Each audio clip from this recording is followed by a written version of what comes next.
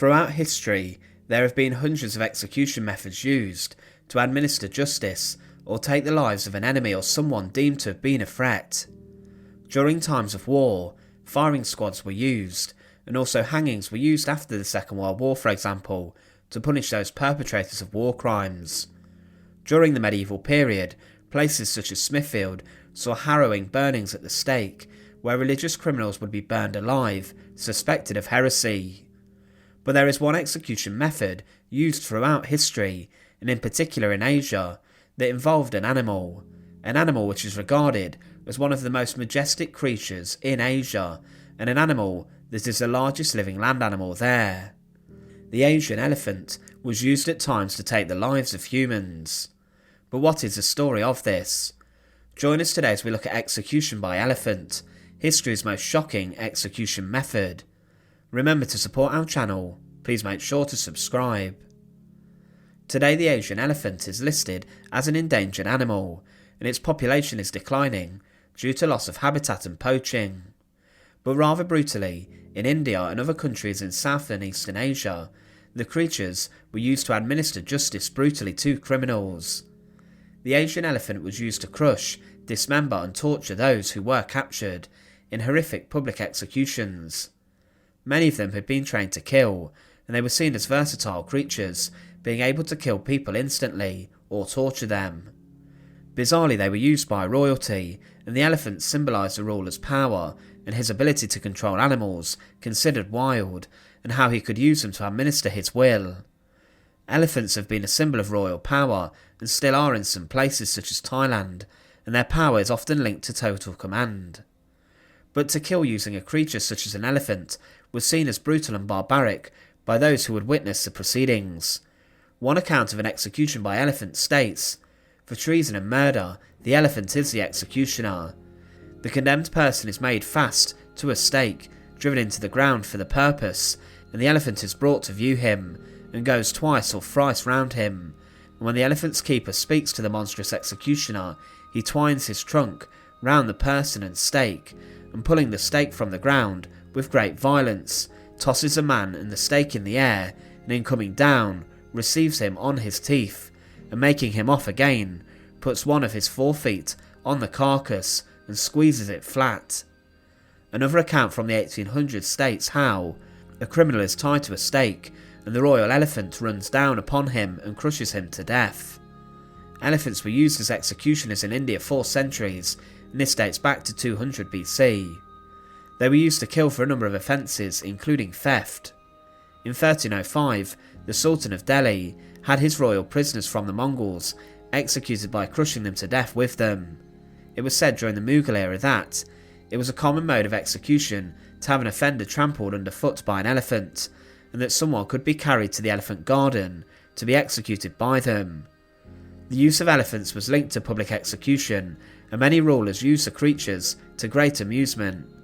They could be trained to crush a prisoner, or they could be trained to slice a prisoner with pointed blades fitted to their tusks.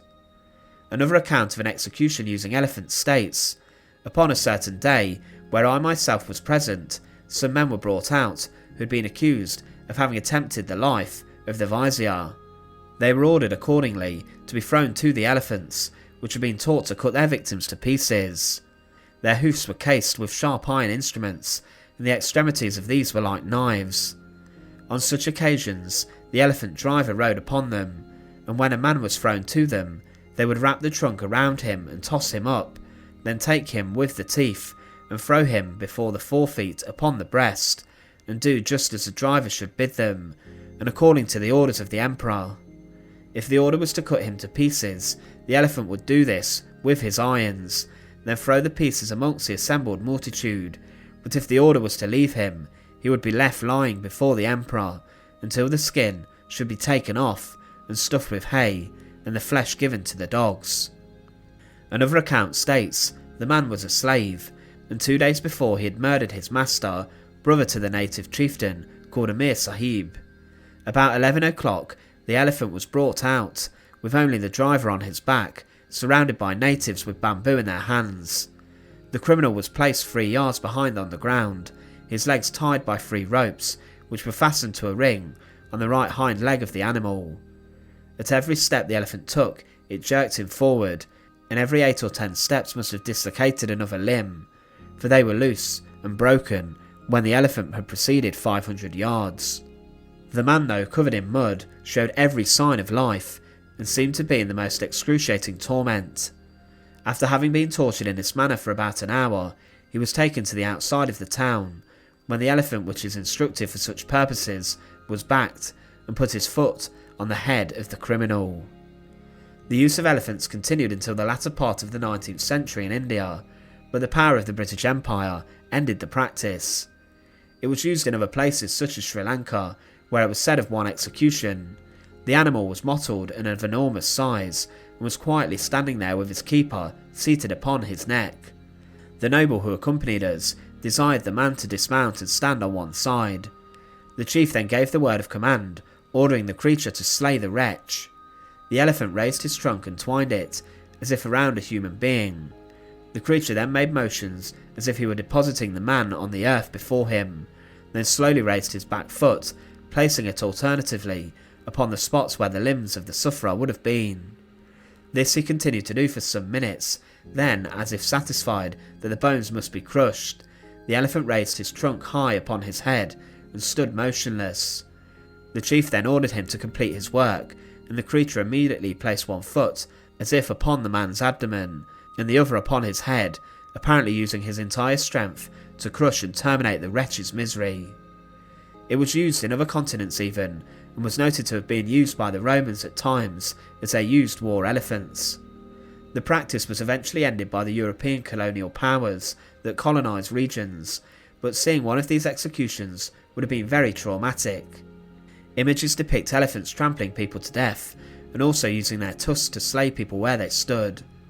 The execution by elephant has to be one of the most shocking and one of the most strangest execution methods used throughout history, turning a beautiful animal to become a disturbing killing machine. Thanks for watching. To support our channel, please make sure to subscribe, and once again, thank you so much for watching.